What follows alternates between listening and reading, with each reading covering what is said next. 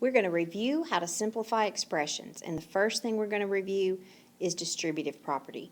Distributive property, if you'll remember, is a number times a sum or a difference in parentheses. So there will be an addition or subtraction problem in the parentheses and a number outside. This is 3 times the quantity x plus 7. If you'll recall, you take that number on the outside, you distribute it to everything on the inside, and you distribute using multiplication. So this is 3 times x plus 3 times 7.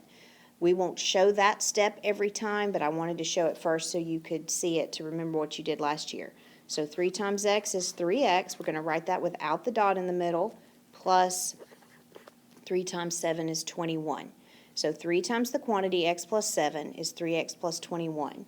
Next, I have 8 times the quantity x plus 2. If, since you've seen this example, if you want to pause the video and try this one by yourself, feel free to do so, or you can keep listening.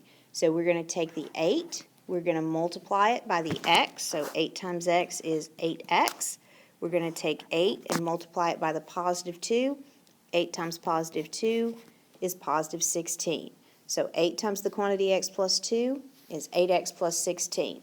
Sometimes they'll put more numbers in there. That's okay. We're going to take this 9 times the quantity 3m plus 5. We're going to do 9 times 3m plus, we're going to distribute it to the 5, 9 times 5. Don't forget the thing at the back of the parentheses. It gets to feeling lonely, and you want to give this 9 to the first term and the second term. 9 times 3m is 27m, plus 9 times 5 is 45. Let's look at the next one. 5 times 4k is 20k, plus 5 times 9 is 45. That's your review of the distributive property.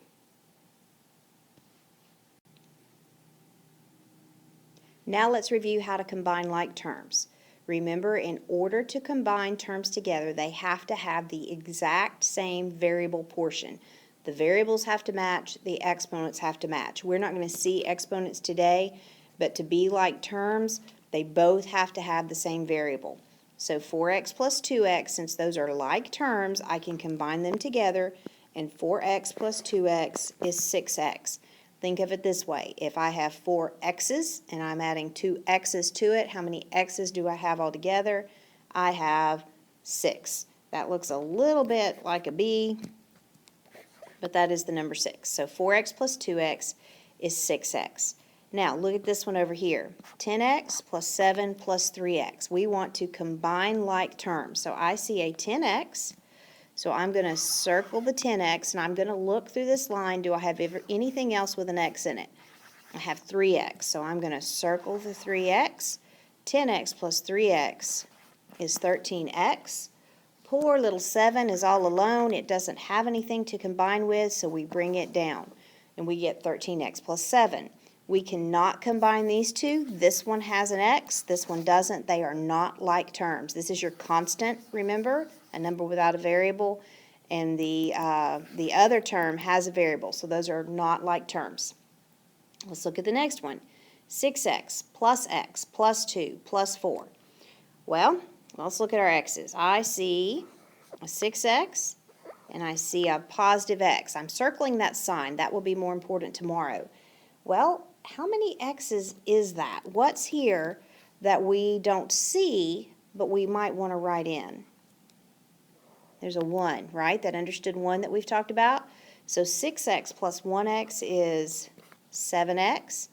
And then I see 2 constants. I see a 2 and a 4.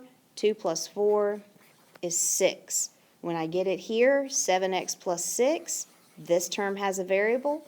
This term has a constant. They are not like terms. I can't combine them. Last one, x plus 2x plus 3x. What's in front of this x here that's not written? There's a 1. You might want to write that in. I see 1x plus 2x plus 3x. 1 plus 2 is 3. 3 plus 3 is 6, and I get another 6x.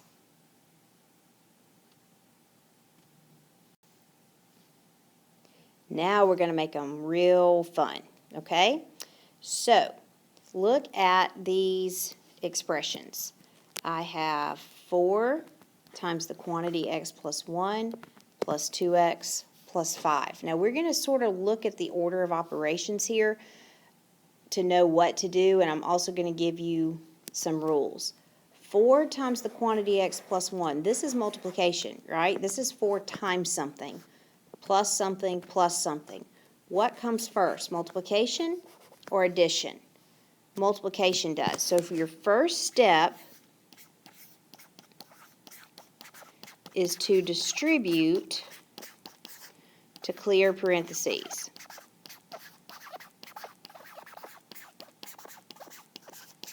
Okay, so step 1 is distribute.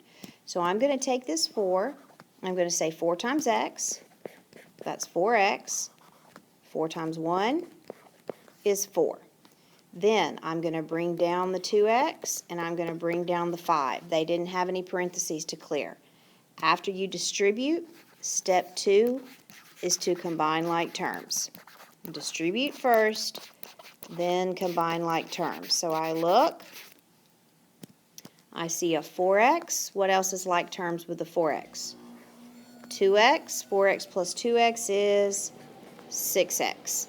Then I see a 4. It's a constant because it doesn't have a variable. And a 5. 4 plus 5 is 9. 6x plus 9 are not like terms because this has a variable. This is a constant. We're done. Okay? Next one, 5x plus 2 plus 3 times the quantity x. I meant for that to be a plus 1. So change that on your notes to a plus 1. Okay? Now, what is your first step? Your first step is to distribute.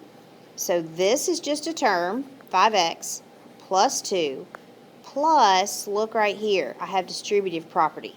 That's what I'm going to do first. So I'm going to bring down the 5x. I'm going to bring down the 2. I'm going to do 3 times x is 3x.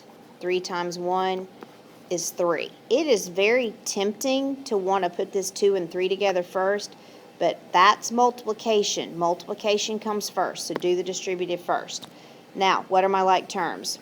5x plus 3x is what? 8x. Then I have 2 constants. 2 plus 3 is 5. So my final answer is 8x plus 5. All right, why don't you pause the video and you try this third example all by yourself. Then turn the video back on and check it.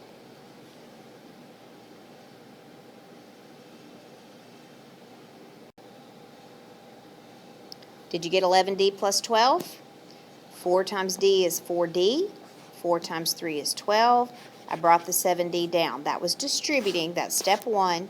Then combine like terms. 4d plus 7d is 11d. Bring your 12 down. Last thing. This says write an expression.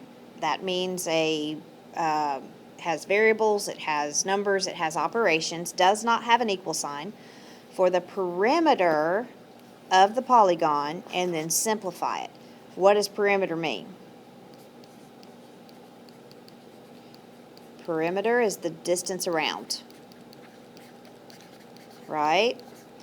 And that means to add up all the sides. So to find perimeter, you add up all the sides. So I have a triangle here that has a side of x, 2x plus 1, and x plus 5. So I'm going to say x plus 2x plus 1 plus x plus 5. I've taken the 3 sides. There's first side, second side, third side, and I'm adding them up.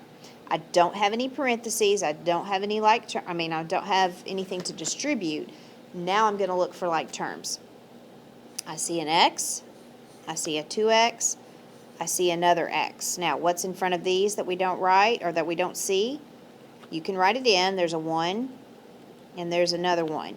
So I have 1x plus 2x plus 1x, 2, 3, 4. So that's 4x. And then I see 2 constants.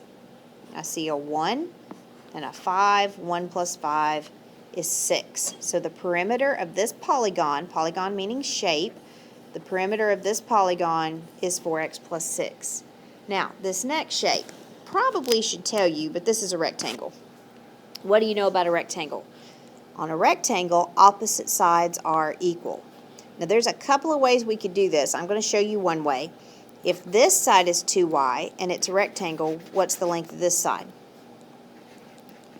2y. Okay? If this side is 7y minus 5, what's the length of this side? 7y minus 5. Now we're going to find perimeter. How do we find the perimeter? We add up the sides. So we're going to say 2y plus 7y minus 5 plus 2y plus 7y minus 5. A rectangle has 4 sides. I've got 1, 2, 3, 4. Now, I want you to pause the video. I want you to simplify this expression. Then turn the video back on to check.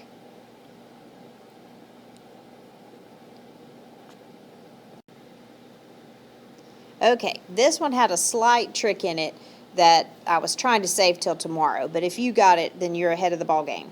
Did you get 18y minus 10?